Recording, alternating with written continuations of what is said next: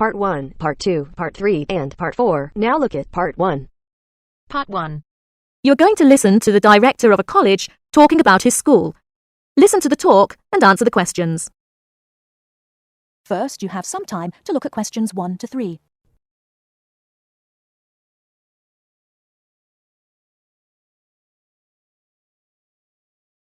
Now we shall begin. You should answer the questions as you listen, because you will not hear the recording a second time. Listen carefully and answer questions 1 to 3. Many of you already have a reasonably firm idea of the general subject area you wish to study. Others are more open and searching for ideas. Whatever your situation, I hope you find that we have a course that meets your needs. Our firm aim is to be a student-centred institution with a special emphasis on flexibility. This begins with our attitude to access. We judge people on their motivation and commitment to study as much as, if not more than, formal qualifications. This is reflected in the vitality and diversity of our student population. Some of our students come direct from sixth form or college. Before you hear the rest of the conversation, you have some time to look at questions 4 to 10.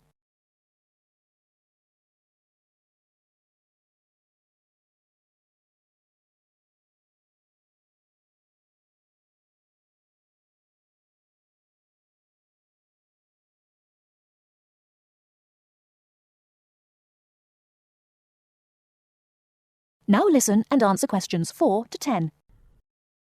Others are coming into higher education after a short or long gap from formal education. Some are seeking a specific set of skills with a particular job or profession in mind. Others are retraining or studying to give their careers a new direction or dimension. Some are learning about the very latest scientific, technological and commercial knowledge. Others are stretching their minds on sensitive environmental, social and cultural issues. Even a casual observation of the mix of our student body indicates that we're close to our aim of being a polytechnic for the whole community. To meet our students' needs, we have 500 academic and a further 500 support staff committed to good quality teaching, high standards, and sensitive and sympathetic student care. We have probably the longest experience of understanding and dealing with the differing needs of a diverse student population. I hope you'll find a suitable course at the Polytechnic College.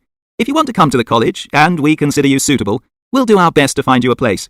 And when you're here, we'll work hard to make your experience enjoyable, stimulating, and educationally rewarding. That is the end of Part 1. You now have half a minute to check your answers.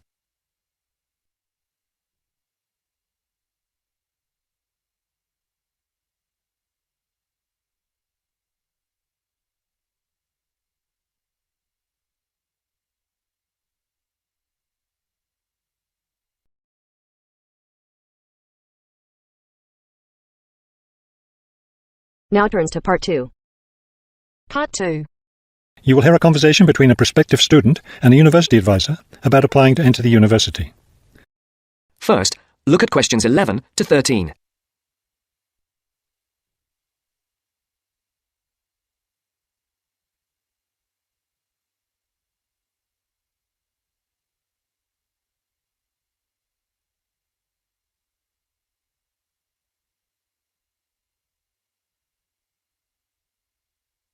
As you listen to the first part of the interview, answer questions 11 to 13.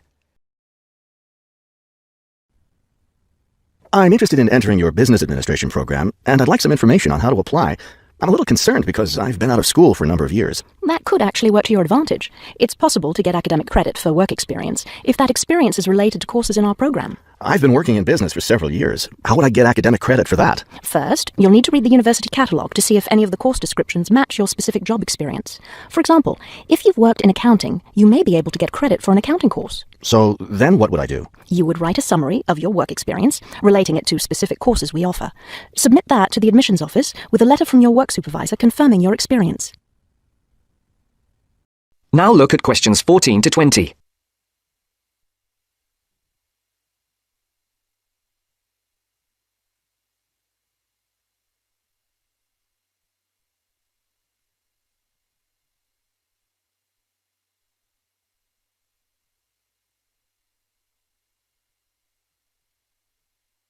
As the interview continues, Would I submit those things at the same time that I apply for admission? That would be the best idea. Have you seen a copy of our university catalogue? Not the most recent one. I have a copy from last year. You'll need to look at the latest one. Unfortunately, I've run out of copies, but you can get one from the library for now, and I'll send you your own copy as soon as I have more available. Thank you. How does the admissions process work? Well, first you'll need to get an application for admission.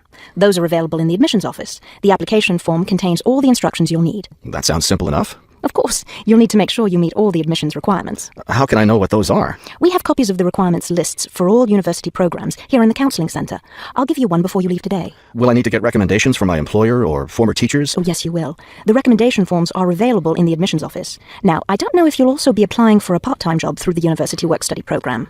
I'm considering that. How can I find out what kinds of jobs are offered? You can access the job listings from the computers in the library. Are you planning to study full-time or part-time? I want to be a full-time student. Good. Then you'll qualify for the work-study program. Part-time students aren't eligible. As a full-time student, would I be eligible for a free bus pass? No, unfortunately, we don't have those available for any of our students. However, you can apply for financial assistance to help pay for your books or for your tuition. I'd like to look into that. Do I apply for that at the admissions office? No, that's through us. You'll need to make an appointment with a counsellor. That is the end of part 2. You now have half a minute to check your answers.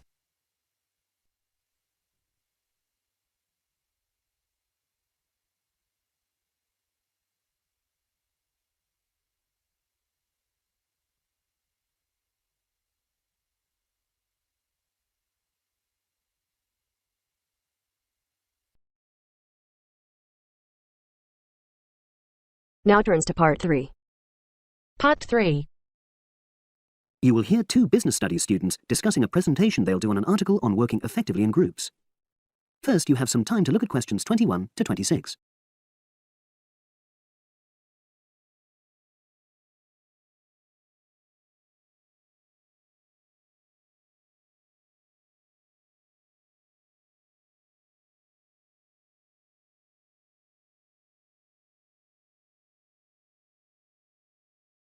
Now listen and answer questions 21 to 26. So, Brad, what did you think of the article on group work? Oh, hi, Helen. Yeah, it was pretty good, with helpful pieces of advice on how to make group work effective. I think we were lucky to be given such a straightforward text to present at the management skills seminar. Yeah. Actually, shall we discuss it now? Have you got time? Sure, it's only a 10-minute presentation, so we just need to explain and then give our views on the main points raised in the article. I'll jot down some notes. Right. So, there are 3 main sections. I suggest we start with listening. Yeah, effective listening in groups, because it's not something that's frequently covered on courses in our field. No, and we should say that in the presentation. Yeah, and also effective listening's pretty simple, you know. I don't think it's hard to learn. Well, people think it's easy, but in my experience, most of us tend to be very lazy listeners. Okay, I wouldn't argue with that. Something I do think we should emphasize is the power of the listener's posture, gestures, etc., in making speakers feel respected. Not that you're just waiting for them to finish, before jumping in with your own ideas. Uh-huh. Okay, right. The next section is on goal setting. Let's make sure we're clear what the article says on this. Yeah. Well, firstly, it says that all group members must be given time to explain their own goals. That's it, yeah. And then did it say that the whole group should agree on common goals? That's a bit too strong. It's more that everyone's agendas should be equally acceptable. But it does say that goals have to be realistic, you know... Achievable within a particular time? You've got it. That's really what the article's saying. There isn't really any point in having ideals if group members know they won't come to anything within a reasonable period. So, I think a summary covering those points will be enough for that part of the presentation, don't you? Yeah.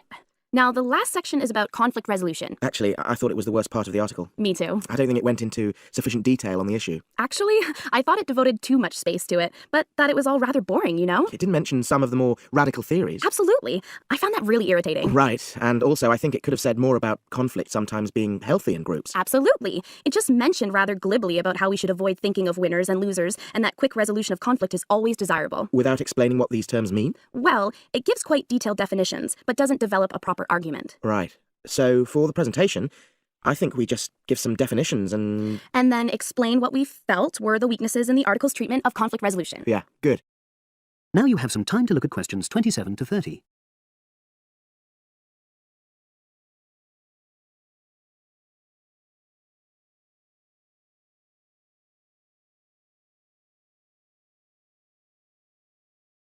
Now listen and answer questions 27 to 30. So, let's think about what we have to prepare for the actual presentation. Well, I suppose we'll use PowerPoint, but I'm hopeless at using it, especially if it has any visuals. I really have to look into doing a course on it because I know I'll need it in the future. Don't worry, I'm quite happy using PowerPoint and I'll put it together when everything else is ready. That's a relief, but yes, do that later. Okay, now, I heard the tutor saying we have to include some well-chosen quotations from the article.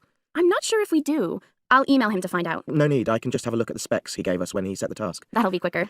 But the tutor definitely said we have to prepare a handout to go with the talk. I'm not really sure how we do that. Sarah did one last year. Who's she? She's doing the same option as me on marketing. I'll ask her advice on what to include. Great.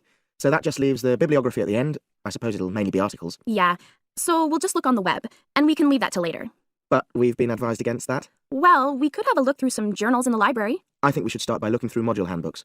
I think that'll give us some good leads. Yeah, you're probably right. So, that's all the topics. That is the end of part 3. You now have half a minute to check your answers.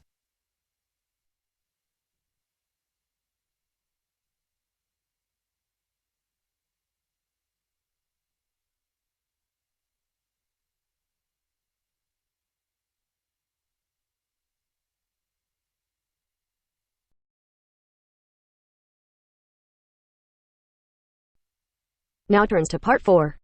Part 4. You'll hear a lecture about geotourism.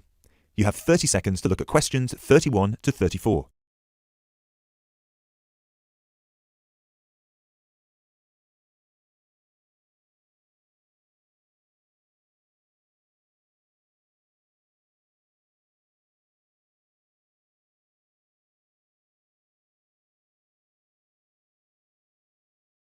Now, I'd like to move on to talk about something called geotourism. Geotourism is very basically leveraging the benefits of tourism for local communities. I would just like to give you a couple of statistics which are very illustrative of the current situation with regard to young travellers and international tourism. Firstly, tourism has an impact on more people worldwide than any other industry.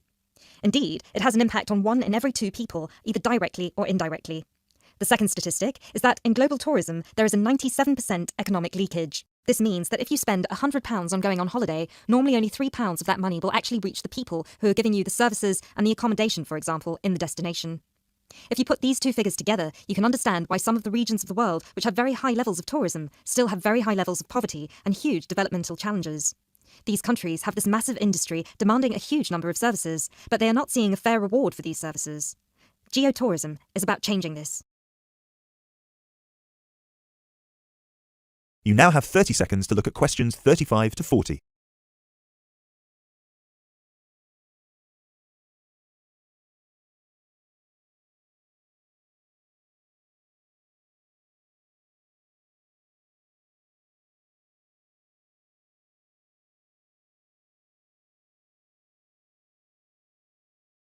Projects are now being developed with financial organisations such as the World Bank. One of these involves developing a technology platform which is bringing grassroots travel products such as hotels, locally owned hotels, not global chains, very locally owned tour operators to the international travel market, therefore avoiding the middlemen.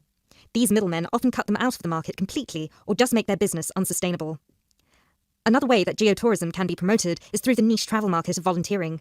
These days, a significant number of older teenagers want to spend a gap year, either between school and university or university and employment. Often, these people want to spend some or all of their year volunteering, but they either don't have the money or don't feel inclined to pay the main volunteering organisation businesses the fee they require, which can be as high as £3,500. What they're looking for is an organisation who can connect them with people on the ground, who can suggest worthwhile local projects. So, this is a real win-win scenario. The organisers charge a small flat fee, which then goes to the local contact. Thus, the local contact gets a very good commission just for one customer. The customer is also saving a large amount of money and time, both of which they can give to the projects they end up working on. There is still quite a long way to go before poverty in the most popular of tourist areas is eradicated, but a focus on this type of geotourism could provide an answer.